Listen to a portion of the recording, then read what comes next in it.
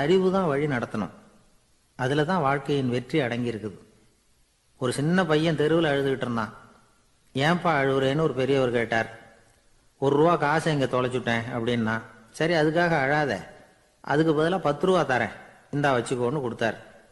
அந்த ₹10 வாங்கி சட்டப்பையில் போட்டுக்கிட்டு அதை விட அதிகமாக சத்தம் போட்டு அழ ஆரம்பிச்சுட்டான்.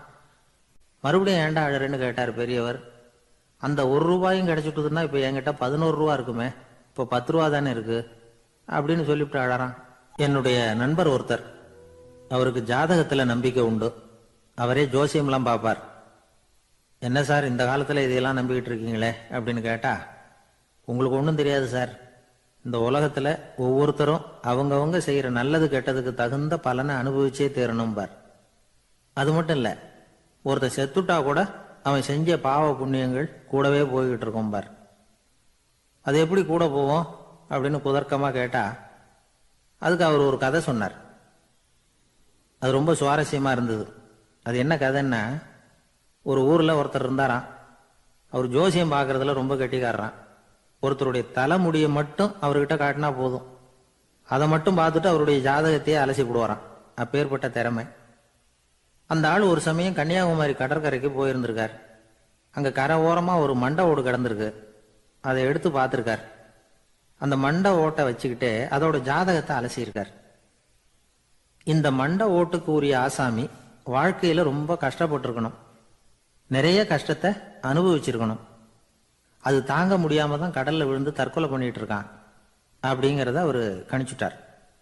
இருந்தாலும் இந்த மண்டை ஓடு இன்னமும் அனுபவிக்க வேண்டியது பாக்கி இருக்கு அப்படிங்கிறத அவர் உணர்ந்தாராம். அது சரி, ஒருத்தன் உயிரோடு இருக்கிற வரைக்கும் நல்லது கெட்டதை அனுபவிக்க முடியும், செத்ததுக்கு அப்புறமும் பாக்கி இருக்குன்னா அதை எப்படி அனுபவிக்கிறது? இந்த மண்டை ஓட்டுக்கு இன்னும் கொஞ்சம் பாக்கி இருக்குங்கிறது அவருக்கு புரிஞ்சதே தவிர அதோட அர்த்தம் என்னங்கிறது சரியா விளங்கல. சரி, இதை இன்னும் கொஞ்சம் விவரமா ஆராய்ச்சி பண்ணுவோம் அப்படின்னு நினைச்சுக்கிட்டு அதை தன்னுடைய வீட்டுக்கு எடுத்துட்டு போயிட்டார். அந்த மண்டை ஓட்டை ஒரு பெட்டியில வச்சு பூட்டினார். தன்னுடைய தனி அறையில அதை பத்திரமா வச்சுக்கிட்டார். தினமும் ராத்திரி ஆனதும் தன்னுடைய மனைவியை பார்த்து, நீ போய் பூஜை அறையில தனியா படுத்துக்கோ அப்படின்னு சொல்லிவிட்டு தினம் ராத்திரி 12 மணிக்கு பெட்டியை திறந்து அவர் பார்ப்பார். மண்டை ஓடு அப்படியே இருந்தது தவிர இன்னும் கொஞ்சம் பாக்கி இருக்குங்கிறதுக்கு அர்த்தம் அவருக்கு விளங்கல. அந்த மண்டை ஓட்டுக்கு இன்னும் என்ன பாக்கி இருக்க போகுது? இப்படியே ஒரு 10 நாள் போச்சு. அந்த வீட்டம்மாவுக்கு சந்தேகம் வந்துட்டுது. நம்ம வீட்டுக்காரரு நம்மளை தனியா ஏன் தூங்க சொல்றார் அப்படிங்கிற சந்தேகம். உடனே பக்கத்து வீட்டு அம்மா கிட்ட விஷயத்த சொல்லியிருக்கிறாங்க. அந்த அம்மா உடனே, நீ கவலைப்படாத, நான் கண்டுபிடிச்சு சொல்றேன் அப்படின்னு சொல்லிவிட்டாங்களாம். அன்னைக்கு ராத்திரியே ஜன்னல் வழியா எட்டி பார்த்துருக்குறாங்க. இந்த ஆள் மண்டை ஓட்டை கையில வச்சுக்கிட்டு அது திருப்பி திருப்பி பார்த்துக்கிட்டு இருக்கிறான். அதை பார்த்துட்டாங்க. மறுநாள் காலையில அவரோட மனைவியை பார்த்தாங்க. ஏம்மா, உன் வீட்டுக்காரருக்கு நீ முதல் மனைவியா 2வது மனைவியா அப்படின்னு கேட்டாங்களாம். எனக்கு தெரிஞ்ச வரைக்கும் நான் ஒருத்தி தான் அவருடைய மனைவி அப்படின்னாங்களாம் அவங்க. அப்படி இல்லை, நீ அவருக்கு 2வது மனைவி. முதல் மனைவியின் மண்டை ஓட்டை தான் அவர் தினமும் ராத்திரியில் எடுத்து பார்த்துக்கிட்டு இருக்கிறார் அப்படின்னாங்க அடுத்த வீட்டு அம்மா. அப்படியா விஷயம் அப்படின்னு சொல்லிவிட்டு கணவன் வீட்டில் இல்லாத நேரமா பார்த்து அந்த மண்டை ஓட்டை எடுத்து கொண்டாந்து ஒரு உரல்ல போட்டு உலக்கையால குத்தி நொறுக்க ஆரம்பிச்சிட்டாங்க. வெளியில போயிருந்த அந்த ஆள் அப்பதான் உள்ள நுழைஞ்சார். மண்டை ஓடு உலக்கை கிட்ட குத்து வாங்கிக்கிட்டு இருக்கு. அது அனுபவிக்க வேண்டியது இன்னும் கொஞ்சம் பாக்கி இருக்குங்கிறதுக்கு அர்த்தம் எனக்கு இப்பதான் புரிஞ்சுது அப்படின்னாராம் அவர். இந்த கதையிலிருந்து நாம இன்னொரு நீதியையும் புரிஞ்சுக்கணும். அதாவது நம்ம வீட்டை பத்தி நமக்கு புரியாததெல்லாம் அடுத்த வீட்டுக்காரங்களுக்கு நல்லா புரியும். ஒரு ஊர்ல ஒரு ஆள் இருந்தான். அவன் ஒரு நாள் கோயிலுக்கு போனான்.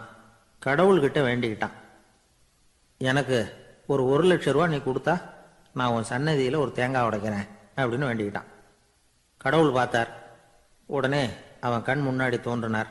இந்தா நீ கேட்ட 1,00,000 ரூபாய் அப்படின்னு சொல்லி அவன் கையில பணத்தை கொடுத்துட்டு மறைஞ்சிட்டார். இவனால நம்பவே முடியல. இவ்வளவு சுலபமா கிடைக்கும்னு தெரிஞ்சிருந்தா அனாவசியமா ஒரு தேங்காய் உடைக்கிறேன்னு வேண்டியிருக்க வேண்டியது இல்லையே அப்படின்னு நினைச்சான். இருந்தாலும் வேண்டுதலை நிறைவேற்ற வேண்டியது கடமை.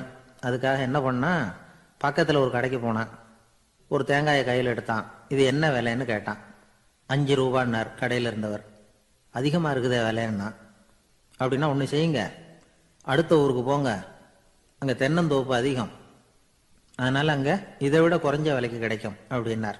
சரின்னு அடுத்த ஊருக்கு கிளம்புனான். அங்க போய் விசாரிச்சான். ஒரு தேங்காய் 3 ரூபாய் விலைன்னாங்க. இதுவும் அதிகமா தெரியுதேன்னா, அப்படின்னா ஒண்ணு செய்ய, அதோ அந்த ஆத்து ஓரமா ஒரு தென்னை மரம் இருக்கு பார், அதுல நீயே ஏறி பறிச்சுக்கோ, ஒரு தேங்காய்க்கு 1 ரூபா கொடுத்தா போதும் அப்படின்னார் அந்த தோப்புக்கு சொந்தக்காரரு.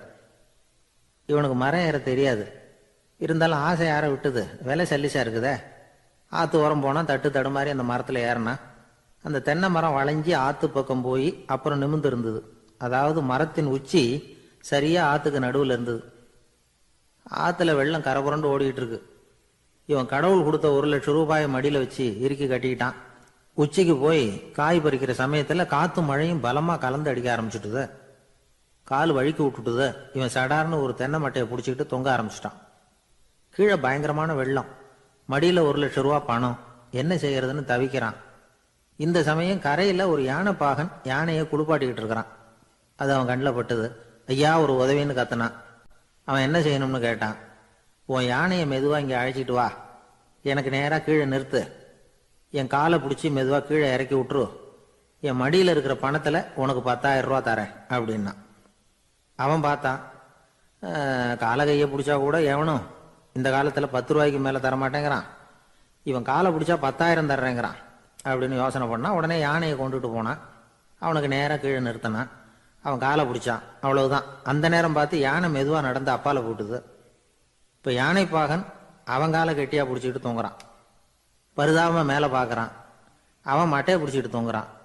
இப்ப யானை பாகன் சொல்றான், தம்பி மட்டையை விட்டுறாத, கெட்டியா பிடிச்சிக்கோ, நான் உனக்கு 10,000 ரூபா தரேன், இதோ மடியில் தான் வச்சிருக்கேன்னா.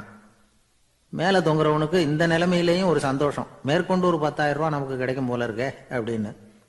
இந்த சமயத்துல ஒருத்தன் ஒட்டகத்தை ஓட்டிட்டு வந்தான் அந்த பக்கமா குளிப்பாட்டுறதுக்கு. யானை பாகம் பார்த்துட்டான். ஐயா ஒட்டகக்காரரே, அதை இங்க கொண்டுட்டு வா, எங்க காலை பிடிச்சி பத்திரமா இறக்கி விடு, நாங்க பணம் கொடுக்குறோம்னா. அவனும் பணத்துக்கு ஆசைப்பட்டு வந்தான். அவன் காலை பிடிக்கிற சமயம் ஒட்டகமும் நழுவி போட்டுது. இப்போ 3 பேருமே வரிசையா தொங்குறாங்க. ஒட்டகக்காரன் கத்துறான், தம்பி மட்டையை விட்டுறாத, கெட்டியா பிடிச்சிக்கோ, நான் என் மடியில் இருக்கிற 5,000 உனக்கு தந்துடுறேன்னா. மேல தொங்குறவனுக்கு இன்னமும் சந்தோஷம், இவனும் பணம் தர்றேங்கிறான் அப்படின்னா இன்னைக்கு நமக்கு மொத்த பண வரவு எவ்வளவு அப்படின்னு ஒவ்வொன்னா கூட்டி பார்க்க ஆரம்பிச்சான். மனக்கணக்கு சரியா வரல. அதனால அப்படியே விரல விட்டு எண்ண ஆரம்பிச்சான். அவ்வளவுதான், மட்டையை விட்டுட்டு கை நழுவி வந்துட்டுது. 3 பேரும் பொத்துன்னு ஆத்துல விழுந்தாங்க. படாத பாடுபட்டு தட்டு தடுமாறி கரைக்கு வந்து சேர்ந்தாங்க. 3 பேர் மடியில் இருந்த பணமும் ஆத்தோட போட்டுது. பேராசை பெருநஷ்டம் அப்படின்னு ஒரு பழமொழி இருக்குல்ல, அதை விளக்கறதுக்காக சொல்லப்பட்ட கதை இது. இந்த காலத்துல ஒருத்தர் ஒரு நீச்சல் குளத்துல நீச்சல் அடிச்சுக்கிட்டு இருக்கிறார். காவலுக்கு இருந்தவர் அதை கவனிச்சுட்டார். கரையிலிருந்து சத்தம் போட்டாராம், இதோ பாருங்க, இங்க ராத்திரி 8 மணிக்கு மேல நீச்சல் அடிக்கிறது சட்டப்படி குற்றம், அதுக்கு அனுமதி கிடையாது, தெரியாதா உங்களுக்கு அப்படின்னாராம். இதுக்கு அவரு, ஐயோ நான் நீச்சல் அடிக்க வந்தவன் இல்லைங்க, சும்மா சுத்தி பார்க்க வந்தவன், தடுமாறி குளத்துல விழுந்துட்டேன், நீச்சல் தெரியாது, அதனால தத்தளிச்சுக்கிட்டு இருக்கிறேன் அப்படின்னு கத்துனாராம். கரையில இருந்தவர் பார்த்தார். ஓ அப்படின்னா சரி, அதுக்கு ஒன்றும் தடை இல்லை அப்படின்னு சொல்லிவிட்டு அவர் பாட்டு நடந்து போயிட்டாராம். ஒரு ஊர்ல ஒரு ஆள் இருந்தான். நிறைய பணம் சேர்த்தான். அவனுக்கு சம்பாதிக்க தெரியுமே தவிர செலவு பண்ண தெரியாது. மகா கஞ்சன். காசை கையில எடுக்கவே மாட்டான். எடுத்தா செலவு செய்ய வேண்டியிருக்குமே, அதனால இப்படியே அவன் காலத்தை ஓட்டி விட்டான். வயசாயிட்டுது. அவனுடைய மனைவி ஒரு நாள் கேட்டாங்க, இவ்வளவு நாளா நீங்க என்ன எங்கேயுமே அழைச்சிட்டு போனதில்லை, இப்போவாவது அழைச்சிட்டு போகக்கூடாதா அப்படின்னாங்க. எங்க போகணும் சொல்லுன்னா. காசிக்கு போகணும், கங்கையில குளிக்கணும்னாங்க. இவன் பார்த்தான், இதுக்கு ஏன் அவ்வளவு தூரம் செலவு பண்ணிட்டு போகணும், நம்ம ஊர் ஆத்துலயே குளிக்கலாமே, இதுவும் புண்ணிய நதி தான், இங்க குளிச்சா அங்க குளிச்ச பலன் கிடைச்சிரும் அப்படின்னா. சரின்னு 2 பேரும் ஆத்தங்கரைக்கு போனாங்க. அன்னைக்கு ஏதோ விசேஷம், நிறைய கூட்டம், நிறைய பேர் குளிச்சுக்கிட்டு இருக்கிறாங்க. கரையில சில புரோகிதர்கள் நின்றுகிட்டு இருக்கிறாங்க. குளிக்கிறதுக்கு முந்தி அவங்க கிட்ட உட்காந்தா ஏதோ மந்திரம்லாம் சொல்லுவாங்க, கொஞ்சம் காசு கொடுக்க வேண்டியிருக்கும். அதனால இவன் என்ன பண்ணா, ஆத்தங்கரையிலேயே கொஞ்சம் தூரம் போனான். ஊரை விட்டு தள்ளி வந்துட்டான். அங்க யாருமே இல்லை. அப்பாடான்னு சந்தோஷப்பட்டான். குளிக்கலாம்னு புறப்பட்டான். இந்த நேரம் கடவுள் பார்த்தார், இந்த கஞ்சனுக்கு ஏதாவது புத்தி போகட்டணும் அப்படின்னு நினைச்சார். உடனே ஒரு புரோகிதர் மாதிரி உருவத்தை மாத்திக்கிட்டு அந்த ஆள் முன்னாடி வந்து நின்னார். அவனுக்கு அதிர்ச்சி, இங்க யாருமே இருக்க மாட்டாங்கன்னு நினைச்சா இங்கேயுமே ஒரு ஆள் வந்துட்டாரு, என்ன பண்றதுன்னு யோசனை பண்ணான். புரோகிதர் உருவத்தில் இருந்த கடவுள் சொன்னார், இதை பாருங்க, இன்னைக்கு விசேஷ நாள், நீராடுறதுக்கு முன்னாடி சுயகல்பம் பண்ணிக்கிறது ரொம்ப நல்லது அப்படின்னார். என்கிட்ட பணம் எதுவும் இல்லையேன்னா, பரவாயில்ல அப்புறமா கொடுங்க வாங்கிக்கிறேன், ஆனா ஒண்ணு, எவ்வளவு கொடுப்பீங்கிறத மட்டும் இப்பவே சொல்லி கொடுங்க அப்படின்னார். இவன் ரொம்ப யோசனை பண்ணான். ஒரு 10 பைசா தரேன் அப்படின்னா. சரின்னு ஒத்துக்கிட்டு எல்லா கிரியைகளையும் அவர் செஞ்சார். அதுக்கப்புறம் கணவனும் மனைவியும் ஆத்துல குளிச்சாங்க. அவர் போயிட்டார். கொஞ்ச நாள் கழிச்சு அவன் வீட்டுக்கு வந்தார் கடனை வசூல் பண்றதுக்கு. வாசல்ல நின்றுகிட்டு இருந்த அவன் மனைவி இவரை பார்த்ததும் தயங்க ஆரம்பிச்சாங்க. அந்த அம்மா கிட்ட விஷயத்த சொன்னார். அந்த அம்மா ஓடி போய் உள்ள இருக்கிற தன்னுடைய கணவர்கிட்ட சொன்னாங்க. அவன் யோசனை பண்ணான், இப்ப வெளியில போனா அவனுக்கு 10 காசு கொடுக்க வேண்டியிருக்கும், அதனால எனக்கு காய்ச்சல்னு அந்த ஆளுகிட்ட சொல்லிவிடு, இன்னொரு சந்தர்ப்பத்தில் என்னை வந்து பார்க்க சொல்லு அப்படின்னா. அந்த அம்மா போய் சொன்னாங்க. அப்படிங்களா, அப்படின்னா அவரை நான் உடனே போய் பார்க்கணுமே அப்படின்னு உள்ள நுழைய ஆரம்பிச்சார். அவங்க மறுபடியும் இருங்க இருங்க தான் வரேன்னு சொல்லிவிட்டு உள்ள ஓடி விஷயத்த சொன்னாங்க. இது ஏதுடா வம்பா போச்சு அப்படின்னு பார்த்தான். மனைவியை கிட்டத்துல கூப்பிட்டான். இதோ பாரு, ஜன்னி கண்டு நான் இறந்து போயிட்டதா சொல்லிவிடு அப்படின்னா சொன்னாங்க. புரோகிதர் பார்த்தார். அப்படின்னா ஒரு வழியா இருந்து அவருடைய இறுதி சடங்குகளையும் நானே முடிச்சுட்டு போயிடுறேன் அப்படின்னார். உள்ள இருந்தவன் யோசனை பண்ணான், அந்த ஆள் என்ன விடமாட்டான் போல இருக்கு, அதனால ஒரு சவப்பெட்டியில் என்னை வச்சு தூக்கிக்கிட்டு மயானத்துக்கு போங்க பார்த்துக்கலாம் அப்படின்னா. புரோகிதரும் விடுற மாதிரி இல்லை, கூடவே நடந்து போயிட்டு இருக்கிறார். அங்க இறக்கி சடங்குகளை முடிச்சுட்டு தீ வைக்கிற நேரம் பொட்டிக்குள்ள இருந்த நம்ம ஆளு அலறி அடிச்சுட்டு வெளியில ஓடி வந்தான். புரோகிதர் உருவத்தில் இருந்த கடவுள் சிரிச்சார், தன்னுடைய சுய உருவத்தை காட்டினார். அதுக்கப்புறம் அவனை கூப்பிட்டு, இதை பாருப்பா, ஏன் இப்படி அல்லாடுற, ஏதாவது வரம் வேணும்னா கேள் தரேன் அப்படின்னார். அவன் யோசனை பண்ணான். பகவானே, ஒரே ஒரு வரம் தான் உங்ககிட்ட கேட்கணும்னா. என்ன வேணும் கேளுன்னார். அந்த 10 பைசா தட்சணையை தள்ளுபடி பண்ணா போதும் அப்படின்னா. கடவுளும் சரின்னு சொல்லிட்டு போயிட்டார். இப்படி ஒரு கதையை சுவாமி சிவானந்தர் சொல்லியிருக்கிறார். செல்வந்தர்கள் பல பேர் இப்படித்தான் இருக்கிறாங்க. தாங்களும் அனுபவிக்க மாட்டாங்க, அடுத்தவங்களுக்கும் கொடுக்க மாட்டாங்க. இது மாதிரியான கஞ்சர்களுக்கு இந்த உலகம் இல்லை அந்த உலகம் இல்லைங்கிறார் அவர். இந்த கதையில கடவுள் கடன் வசூலுக்கு வந்தது மாதிரி நம்ம ஊர் ஆள் ஒருத்தன் இன்னொருத்தர்கிட்ட 10 பைசா கடன் கொடுத்துட்டான். திருப்பி வாங்கறதுக்கு நடையா நடக்கிறான். கடைசியா கேட்டான், நீ எப்பதான் கடனை திருப்பி தரப்போற, அதை முடிவா சொல்லுன்னா. வர்ற வியாழக்கிழமை கண்டிப்பா கொடுத்துருவேன் அப்படின்னானா அவன். அன்னைக்கு நான் ஊர்ல இருக்க மாட்டேனே அப்படின்னானா இவன். அதனால என்ன, நானும் தான் அன்னைக்கு ஊர்ல இருக்க மாட்டேன் அப்படின்னானா. அவர் ஒரு பெரிய குடும்பத்துல பிறந்தவர். இருக்கிற சொத்துக்கள் எல்லாத்தையும் வாரி வழங்கிவிட்டு காட்டுக்கு புறப்பட்டார் தவம் செய்யறதுக்காக. இருந்தது பூராவும் கொடுத்துட்டார். இனிமே எதுவுமே இல்லை கொடுக்கறதுக்கு. அப்போ கடைசியா ஒருத்தன் வந்து கையை நீட்டினானா, ஐயா ஏதாவது கொடுங்கன்னு இருக்கான். அவர் பார்த்தார், கட்டியிருக்கிற வேட்டியை தவிர வேற எதுவுமே இல்லை. 8 முழம் பட்டு வேட்டி, ஜரிகை கரையோடு இருக்குது. கடைசியா அதை தான் எடுத்துக்கிட்டு அவர் புறப்பட்டு இருக்கார். அவர் பார்த்தார், எதிரில் அவன் பரிதாபமா நின்றுட்டு இருக்கிறான். அந்த 8 முழ வேட்டியை 2ஆ கிழிச்சார். 4 முழத்தை அவங்ககிட்ட கொடுத்தாரு. மீதி 4 முழத்தை தன்னுடைய இடுப்புல கட்டிக்கிட்டு அவர் காட்டுக்கு போயிட்டார். இவன் என்ன பண்ணான் தெரியுமா, கையில கிடைச்ச 4 முழத்தை எடுத்துக்கிட்டு கடை வீதிக்கு போனான். பழைய பட்டு வேட்டி ஜருகை இதையெல்லாம் விலைக்கு வாங்குற வணிகர் ஒருத்தர் இருக்கார். அவர்கிட்ட போனான்.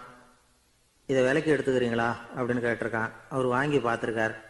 ஆஹா, இது ரொம்ப அருமையான வேட்டி, விலை உயர்ந்த ஜருகை, இது ஏது உனக்கு அப்படின்னு கேட்டாரான். அவன் நடந்தது சொல்லியிருக்கான்.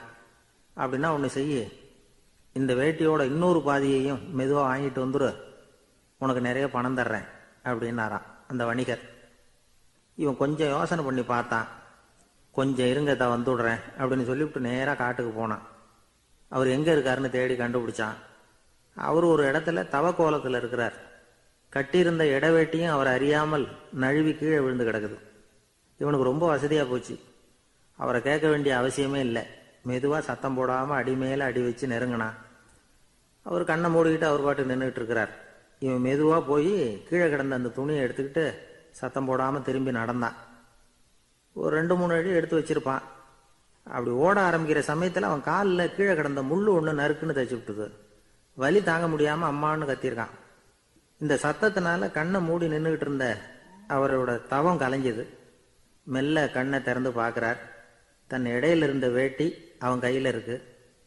இப்போ அவர் நினைக்கிறார், என்ன நினைக்கிறார்னா, இந்த வேட்டி மீது நான் வைத்த ஆசை அல்லவா அவனை திருடனாக ஆக்கிவிட்டது அப்படின்னு நினைச்சாராம். இந்த வேட்டி மேல நாம வச்ச ஆசை அவனை திருடும்படி ஆக்கிவிட்டதே அப்படின்னு நினைச்சாராம். இது எப்பேற்பட்ட மனநிலை அப்படிங்கிறத கொஞ்சம் யோசனை பண்ணி பாருங்க. தான் ஒரு பொருள் மேல வச்ச பற்று இன்னொரு மனிதன் திருடனாக ஆகிறதுக்கு காரணம் ஆயிட்டுதேன்னு நினைக்கிறார். அப்படி நினைச்ச அந்த பெரியவர் யார் தெரியுமா? அவர் தான் மகாவீரர். இழந்துட்டேங்கிறிய, நீ என்னத்தை கொண்டுகிட்டு வந்த எங்க இழந்துடுறதுக்கு? நீ என்னத்தை உண்டாக்குன இது அழிஞ்சுட்டுதுன்னு சொல்றதுக்கு? இதுதான் அவருடைய சிந்தனை. இன்றைக்கு நம்ம சிந்தனையெல்லாம் வேற மாதிரி இருக்குது. ஒருத்தன் நடுத்தெருவில் உட்காந்து அழுதுகிட்டு இருந்தான். அந்த வழியா வந்தவர் ஒருத்தர், ஏன்பா அழறேன்னு கேட்டாராம். 5 ரூபா சார், அது எனக்கு இந்த இடத்துல விழுந்துட்டுது, ரொம்ப நேரமா தேடுறேன், கிடைக்காது போல இருக்கு அப்படின்னு சொல்லிவிட்டு அழறான். எப்போ தொலைஞ்சதுன்னு கேட்டாராம் அவரு. அது எனக்கு தெரியாது சார், பணத்தை தொலைச்சவன் தேடி பார்த்துட்டு போயிட்டான், நான் அவனுக்கு பின்னாடி தேட வந்தவன் அப்படின்னு நானா. இந்த உலகத்துல தான் மட்டும் வாழ்ந்தா போதும் அப்படின்னு நினைக்கிறவங்க உண்டு. தானும் வாழணும், அடுத்தவங்களும் வாழணும் அப்படின்னு நினைக்கிறவங்களும் உண்டு. முதல்ல சொன்ன வகையை சேர்ந்த மனிதர்கள் எப்படி தெரியுமா? எப்படியாவது தான் மட்டும் வாழ்ந்தால் போதுங்கிற நினைப்பு தான் எப்பவும் அவங்களுக்கு இருக்கும். தங்களுடைய வளர்ச்சிக்கு எது தடையா இருந்தாலும் சரி, யார் தடையா இருந்தாலும் சரி, அதை அழிச்சுட்டு தான் மறுவேலை பார்ப்பாங்க. அவங்கெல்லாம் பாவ காரியங்களுக்கு தயங்குறதே இல்லை. அப்படிப்பட்ட வாழ்க்கை அவங்களுக்கே இடைஞ்சல அமைஞ்சு விடுறது உண்டு. அதை விளக்கறதுக்கு ஒரு கதையும் உண்டு. ஒரு ஊர்ல அப்படிப்பட்ட ஆள் ஒருத்தன் இருந்திருக்கான். நிறைய பாவங்களை செஞ்சவன். அதன் காரணமா நரகப்படுகுழியில விழுந்துட்டான். நரகப்படுகுழிங்கிறது ஒரு பெரிய கிணறு மாதிரி. ஏற்கனவே பாவம் செஞ்சவங்க நிறைய பேர் அதுல விழுந்து கிடக்குறாங்க. உள்ள ஏகப்பட்ட சத்தம், எல்லாம் அந்த பாவாத்மாக்கள் போடுற சத்தம். இப்போ விழுந்தானே, இவனும் சத்தம் போட்டான். இவன் போடுற சத்தம் கொஞ்சம் அதிகமா கேட்டுது, விழுந்தது. இந்த கிணத்துக்கு பக்கத்துல புத்தர் உட்கார்ந்துருக்கிறார். அவர் காதுல இவன் போடுற சத்தம் விழுந்தது. உடனே அந்த கிணத்தடிக்கு போனார், குனிஞ்சு பார்த்தார். சாமி என்னை காப்பாத்துங்க அப்படின்னு கத்தனான் இவன். புத்தர் அவனை கொஞ்சம் கவனிச்சு பார்த்தார். மனித சமுதாயத்துக்கு அவன் என்னென்ன கெடுதல் பண்ணியிருக்கிறாங்கிற விவரம்லாம் அவர் மனக்கண்ணில் தெரிஞ்சது. அவருக்கு எல்லாம் புரிஞ்சு போச்சு. இருந்தாலும் அவனை காப்பாத்துறதுக்கு ஏதாவது வழி உண்டா அப்படின்னு யோசிச்சார். அவன் தன்னுடைய வாழ்நாளில் ஏதாவது நல்லது செஞ்சிருக்கானா அப்படின்னு பார்த்தார். ஒரே ஒரு சமயம் அவன் தன்னுடைய காலடியில மிதிபட இருந்த சிலந்தியை மிதிக்காமல் தாண்டி போயிருக்கிறான். இந்த ஒரு காரியத்துக்காக அவனை கரையேற்ற முடியுமா அப்படின்னு நினைச்சார். அவ்வளவுதான். உடனே அவர் கையில ஒரு சிலந்தி வந்து உட்கார்ந்துதான். அதுகிட்ட இருந்து நூல் இழை வெளிவர ஆரம்பிச்சது. அந்த நூல் இழை கிணற்று ஆழம் வரைக்கும் அப்படியே நீண்டுகிட்டே போச்சான். புத்தர் பார்த்தார். இந்த நூலை பிடிச்சுக்கிட்டு மேலே ஏறி வா அப்படின்னார். என்னங்க சொல்றீங்க, இந்த சிலந்தி நூல் என்ன தாங்குமான்னு கத்தினான். எல்லாம் தாங்கும், அதை பிடிச்சிக்கிட்டு ஏறி வா அப்படின்னார். சந்தேகத்தோடவே அவன் அந்த நூல் இழைய பிடிச்சி இழுத்து பார்த்தான். ரொம்ப வலுவா இருந்தது. அவனுக்கு ஆச்சரியம். அதை பிடிச்சிக்கிட்டே மெதுவா மேலே ஏறி வர ஆரம்பிச்சுட்டான். பாதி தூரம் ஏறி வந்திருப்பான். அப்போ அவன் காலுக்கு கீழே ஏதோ சத்தம். என்னன்னு குனிஞ்சு பார்க்கறான். கீழே கிடந்தவங்க சில பேரும் அந்த நூலை பிடிச்சி மேலே வந்துகிட்டு இருக்கிறாங்க. இவனுக்கு கோபம் வந்துட்டுது. தன்னுடைய இடுப்புல வச்சிருந்த கத்தியை எடுத்து தன்னுடைய காலுக்கு கீழே நூல் இழையை அப்படியே வெட்டி விட்டுட்டான். இனிமே நாம மட்டும்தான் மேலே ஏறி வந்துடணும் அப்படின்னு நினைச்சுக்கிட்டான். ஆனா நடந்தது என்ன தெரியுமா? மொத்த நூல் இழையும் அப்படியே அருந்து கீழே விழுந்துட்டுது. அவனும் பொத்துன்னு கீழே விழுந்துட்டான். மறுபடியும் கத்த ஆரம்பிச்சுட்டான். ஏற்கனவே அவன் செஞ்சிருந்த ஒரு சிறு கருணை அந்த நூல் இழைக்கு உறுதியை கொடுத்தது. இப்போ அவன் செஞ்ச பாவம் அந்த நூல் இழைய வலுவிழக்க செஞ்சுட்டுது. அடுத்தவங்களும் வாழணுங்கிற எண்ணம் அவனுக்கு இருந்திருந்தா இப்ப அவனும் கரையேறி வந்திருப்பான், மற்றவங்களும் சௌக்கியமா வந்து சேர்ந்திருப்பாங்க. அதனால நாமும் வாழணும், அடுத்தவங்களும் வாழணும் அப்படின்னு நினைக்கிறவன் வாழ்க்கையில சீக்கிரம் முன்னுக்கு வந்துருவான். ஒருத்தன் ஒரு டாக்டர் கிட்ட போனான், மருந்து வாங்கினான். வாங்கி கொண்டாந்து பேசாம வச்சுட்டான், சாப்பிடல. அப்புறம் எதுக்காக போய் அவர்கிட்ட மருந்து வாங்கினேன் அப்படின்னு கேட்டாங்க. டாக்டர் வாழணும் இல்லையா, அதனாலதான் அப்படின்னா. அவர் கொடுத்த மருந்தை நீ ஏன் சாப்பிடல அப்புறம் அப்படின்னு கேட்டாங்க. நான் வாழணும் இல்லையா, அதுக்காக தான் அப்படின்னா. இன்னொருத்தன் அரசு. ஒரு ஊர்ல 4 நண்பர்கள் இருந்தாங்க. 4 பேரும் சோம்பேறிகள். 4 பேருக்கும் எந்த வேலையும் செய்யறதுக்கு உடம்பு வளையறதில்லை. இருந்தாலும் சோம்பேறித்தனத்துல ஒருத்தருக்கு ஒருத்தர் கொஞ்சம் வித்தியாசம் உண்டு. அதுக்கு தகுந்த மாதிரி அவங்களுக்கு பேர் அமைஞ்சு போச்சு. ஒருத்தன் கால் சோம்பேறி, இன்னொருத்தன் அரை சோம்பேறி, அடுத்தவன் முக்கால் சோம்பேறி, கடைசி ஆளு முழு சோம்பேறி. இவங்க 4 பேரும் நண்பர்கள். அப்புறம் எப்படி காரியம் நடக்கும்? 4 பேரும் ஒரு வீதியில் அப்படியே நடந்து போய்கிட்டு இருக்கிறாங்க. நல்ல பசி. எங்கேயாவது சோறு போடுவாங்களா அப்படின்னு பார்த்துக்கிட்டே வந்தாங்க. அவங்க வந்த வழியில் ஒரு ₹1 காசு கிடந்தது தரையில். அவங்க கண்ணில் அது பட்டுது. ஆனாலும் அதை குனிஞ்சு எடுக்கணுமே, அதுக்கு சோம்பேறித்தனம். முழு சோம்பேறி பார்த்தான். பக்கத்தில் வந்துக்கிட்டு இருந்த முக்கால் சோம்பேறிக்கிட்ட சொன்னானா, டேய் அதை கொஞ்சம் குனிஞ்சு எடுறா அப்படின்னானா. அவன் என்ன பண்ணான் தெரியுமா? அதுக்கு அடுத்தபடியா வந்த அரை சோம்பேறிகிட்ட சொன்னானா, என்ன எல்லாரும் பேச, நீ அதை கொஞ்சம் குனிஞ்சு எடுறா அப்படின்னானா. அவன் இவனை விட மோசம். அடுத்தவங்கிட்ட சொல்லியிருக்கிறான். அவனும் குனியறதுக்கு தயாரா இல்லை. ஆக கூடி கடைசியில் யாருமே காசை எடுக்கல. என்னத்துக்கு அனாவசியமா உடம்ப வளைச்சிக்கணும் அப்படின்னு எல்லாரும் பேசாம வந்துட்டாங்க. அவங்க பாட்டுக்கு நடந்து வந்துகிட்டே இருக்கிறாங்க. எதிரில் ஒருத்தன் வாழைப்பழத்தை வண்டியில வச்சு தள்ளிக்கிட்டே வந்தான். ரூபாய்க்கு 4 பழம்னு கூவி வித்துக்கிட்டே வர்றான். இப்ப அந்த முழு சோம்பேறி சொன்னானா, டேய் வழியில கிடந்தத ₹1, அதையாவது எடுத்துக்கிட்டு வந்திருந்தா இப்ப இந்த பழத்தை வாங்கி ஆளுக்கு ஒன்று சாப்பிடலாமே அப்படின்னானா. ஆமா சாப்பிட்ருக்கலாமே அப்படின்னாங்களாம் மற்றவங்களும். ஆனாலும் திரும்பி போய் அதை எடுக்கணும்னு யாருக்கும் தோணலை. பேசாம சோர்ந்து போய் நடந்து வந்தாங்களாம். இருட்டி போச்சு. வழியில ஒரு கோவில். சரி இங்கேயே படுத்து தூங்குவோம் அப்படின்னா ஒருத்தன். அதுதான் சரின்னாங்க மற்றவங்களும். அப்படியே மண்டபத்தில் படுத்துட்டாங்க. கோவில் அர்ச்சகர் வேலையெல்லாம் முடிச்சுவிட்டு வெளியில வந்திருக்காரு. இவங்கள பார்த்தாராம். ஏன் இப்படி சோர்ந்து போய் கிடக்குறீங்க அப்படின்னு விசாரிச்சிருக்காரு. 2 நாளாச்சுங்க நாங்கள் சாப்பிட்டு அப்படின்னாங்களாம். அவர் உடனே ஐயோ பாவம் அப்படின்னு சொல்லி பானை, விறகு, அரிசி, தண்ணி எல்லாம் கொடுத்து நீங்களே சமையல் பண்ணி சாப்பிட்டுக்கோங்க அப்படின்னு சொல்லிவிட்டு போயிட்டார். இந்த 4 பேருக்கும் சமையல் பண்ணி சாப்பிடணும்னு ஆசையாக தான் இருந்தது. ஆனால் அடுப்பு பற்ற வைக்கணுமே, அதுக்கு தீப்பெட்டி வேணுமே. தீப்பெட்டி இல்லை. இப்போ முழு சோம்பேறி ஆரம்பித்தான். அடுத்தவனை பார்த்து, டேய் கடைக்கு போய் ஒரு தீப்பெட்டி வாங்கிட்டு வாயேன் அப்படின்னு நானான். அவன் வழக்கம் போல் அடுத்தவங்ககிட்ட சொல்லியிருக்கான். அவன் அதுக்கு அடுத்தவங்ககிட்ட சொல்லியிருக்கிறான். கடைசியாக கால் சோம்பேறிக்கிட்ட வந்து சேர்ந்தது. அவனும் அது நம்மால முடியாது அப்படின்னு பேசாமல் இருந்துட்டான். இப்போ தீப்பெட்டி வேணுமே, அதுக்கு என்ன பண்ணுறது? அவங்களுக்குள்ள பேசி ஒரு முடிவுக்கு வந்தாங்களாம். அதாவது யார் முதல்ல வாயை திறந்து பேசுகிறாங்களோ அவங்க தான் தீப்பெட்டி வாங்கிறதுக்கு போகணும் அப்படின்னு. அவ்வளவுதான். உடனே 4 பேரும் வாயை கெட்டியாக மூடிக்கிட்டு படுத்துக்கிட்டாங்க. அவங்க சமையல் பண்ணி சாப்பிட்டாங்களா என்ன அப்படிங்கிறது அர்ச்சகருக்கு தெரியல. சரி பார்த்துட்டு வரலாமேன்னு வந்தார். வந்து பார்க்குறாரு, இவங்க 4 பேரும் அசையாமல் படுத்து கிடக்குறாங்க. அர்ச்சகர் பயந்துட்டார். ஒருவேளை பசி தாங்காமல் செத்து போட்டாங்களோ அப்படிங்கிற பயம், அல்லது நாம் கொடுத்த உணவுப் பொருளில் ஏதாவது விஷம் கலந்துருக்குமோ அப்படின்னும் பயந்தார். அப்படின்னா நம்ம மேலே பழி வந்துருமே அப்படின்னு நினச்சி நடுங்க ஆரம்பிச்சுட்டார். அப்புறம் அவரும் ஒரு முடிவுக்கு வந்தாராம். கோவிலுக்கு பக்கத்துலேயே ஒரு பெரிய குழி இருந்தது. அதில் ஒவ்வொருத்தரையா இழுத்துக்கிட்டு போய் போட்டார். கொஞ்சம் மண்ணை தள்ளினார். காலால் மிதிச்சார். அவர் மிதித்த மிதி ஒருத்தன் அடி வயத்தில் போட்டுவிட்டுது. அவன் உடனே வலி தாங்காமல் ஐயோ அம்மான்னு அலறினான். உடனே நடந்தது என்ன தெரியுமா? மற்ற 3 பேரும் துள்ளி எழுந்திருச்சாங்களாம். அவனை பார்த்து நீ தாண்டா தீப்பெட்டி வாங்க போகணும், நீ தாண்டா வாங்க போகணும், நீ தான் சத்தம் போட்ட அப்படின்னு சொல்லி ஆரம்பிச்சுட்டாங்களாம். அர்ச்சகர் பார்த்தார். இது பேய் மாதிரி தெரியுதுன்னு நினச்சிக்கிட்டு ஒரே ஓட்டமாக ஓடி போட்டாராம். கிராமப்புறங்களில் இப்படி ஒரு கதையை சொல்கிறது உண்டு. சோம்பல்ங்கிறது நம்ம முன்னேற்றத்துக்கு பெரிய தடை அப்படிங்கிறத நாம் புரிஞ்சுக்கணும். அதுதான் இந்த கதை சொல்கிற நீதி. ஒரு பள்ளிக்கூடத்தில் ஒரு புதுமையான போட்டி நடந்துதான். அதாவது சோம்பேறித்தனத்துக்கு பரிசு.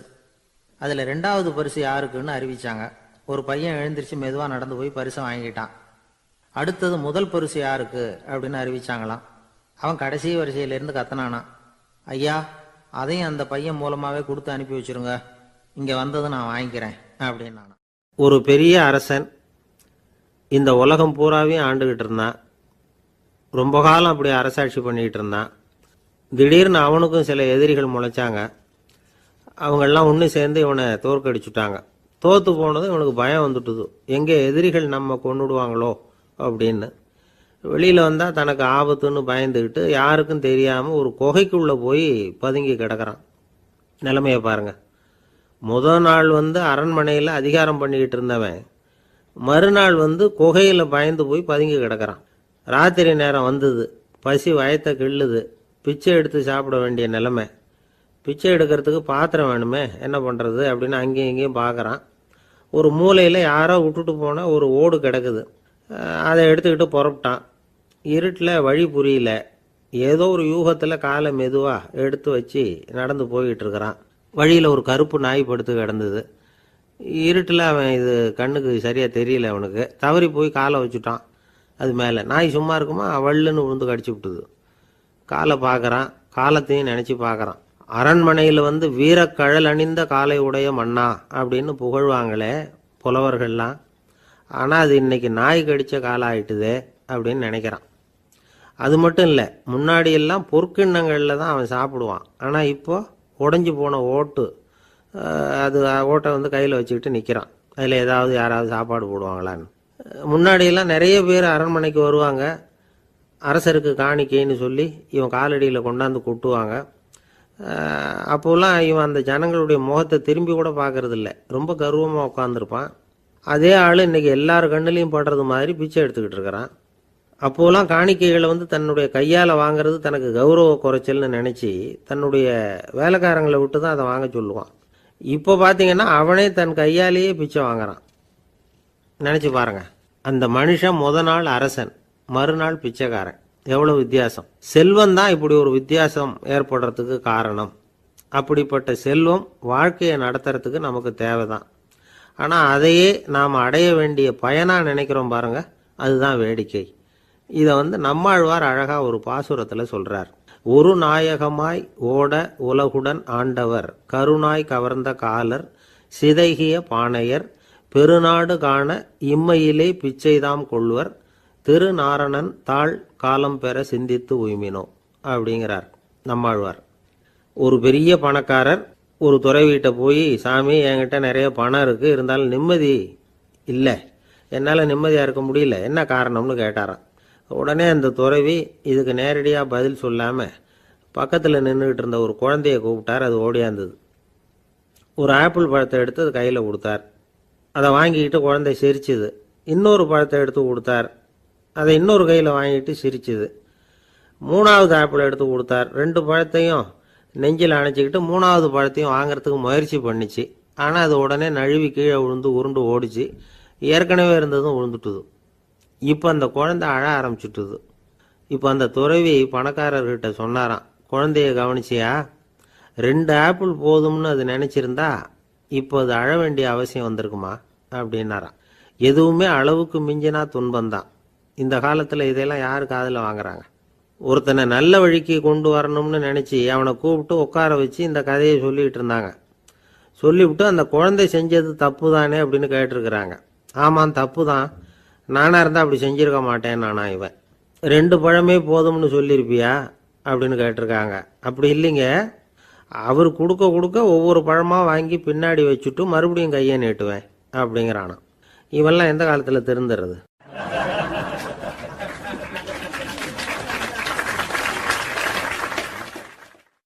ஒரு பெரிய தத்துவ சிந்தனையாளர் இருந்தார், சுவாங்சு அப்படின்னு பேர். அவருடைய மனைவி ஒரு நாள் திடீர்னு காலமாயிட்டாங்க. ஐயோ பாவம், அவர் ரொம்ப வருத்தப்படுவார், போய் ஆறுதலாக 4 வார்த்தை பேசிவிட்டு வரலாம் அப்படின்னு நினச்சிக்கிட்டு நிறைய பேர் அவரை தேடிட்டு வந்தாங்களாம்.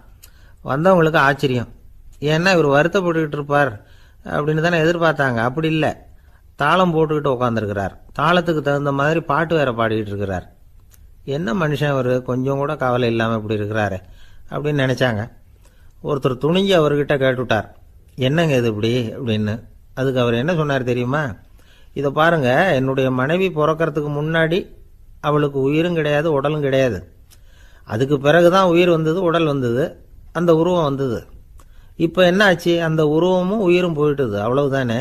வந்தது போயிட்டுது. இளவேனில் காலம், இலையுதிர் காலம், பனிக்காலம், இப்படி பருவங்கள் மாறி மாறி வருது இல்லையா? அது மாதிரி பிறப்பும் இறப்பும் மாறி மாறி வருது. இது இயற்கை. இதுக்காக அழுதா அது எப்படி அப்படின்னாராம்.